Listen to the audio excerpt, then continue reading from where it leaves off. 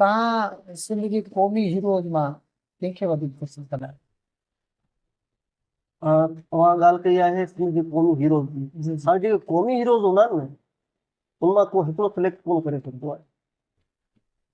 क़ौमी हीरोज़ मूंखे सभई पसंदि आहिनि ऐं जंहिंजो जवाबु आउं पंहिंजी जेको नज़म आहे आज़ादी, ऐं उन में जवाबु ॾींदुसि त ओ आज़ादी त केॾो दूर अञा आहे, त केॾो दूर अञा आहे।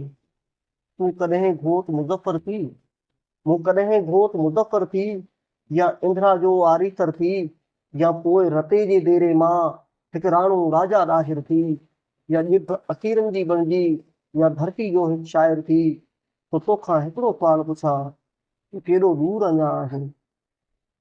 मूं रोज़ लकी जी लामनि मां ॾिस केॾियूं छातियूं पातियूं आहिनि साईं जन ते। मूं रोज़ लकी जी लामनि मां ॾिस केॾियूं झातियूं पातियूं आहिनि। मूं सन में नाहे साहु खयो, मूं जागी रातियूं कातियूं आहिनि। तूं मुंहिंजो सीनो चीरण लाइ ॾिस केॾियूं आतियूं कातियूं आहिनि। पर ज़िंदाननि मां बचड़नि खे तो तुंहिंजे नाम जी लोली ॾियां।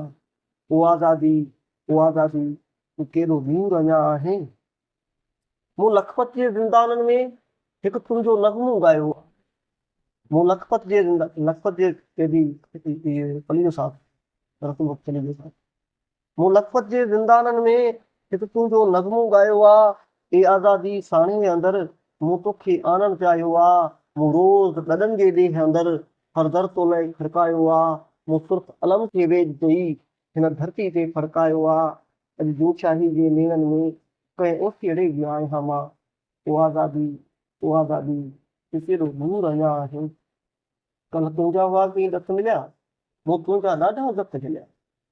कल्ह तुंहिंजा हुआ कई ॾस मिलिया, मूं तुंहिंजा ॾाढा घस झलिया। तो होची मन जे शहर हुईं, तो वियतनामिन जा जीर सिॼा। तो क्यूबा जी बाज़ारुनि में तो ॾाढा ॻाढ़ा वेस कया। हिकु चए खे तोसां चाह हुयो ऐं तो में साह पसाह हुयो। मां माऊ जीअं सरमस्तो थी कंहिं आमिर जी थो बांह कपिया। ओ आज़ादी, ओ आज़ादी केॾो दूर अञा आहे। मुंहिंजा क़ौमी हीरो मुंहिंजे नज़म ज़िंदा आहिनि।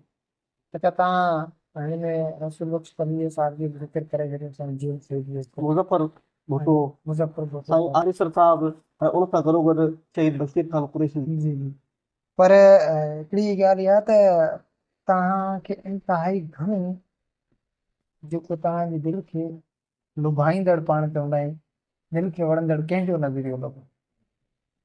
हूअं त सभई सिंध जे लाइ पाण पतोड़ींदा रहिया। परवान सिंधी लिखे थो त छातीअ सां छाती केरु न चाहींदो, प्यार ऐं आज़ादी केरु न चाहींदो। त आज़ादी जो जेको तजसुस आहे, आज़ादी जो जेको नज़रियो आहे, उहो मूंखे ॾाढो वणंदो आहे सही। साईं जन खे। माशा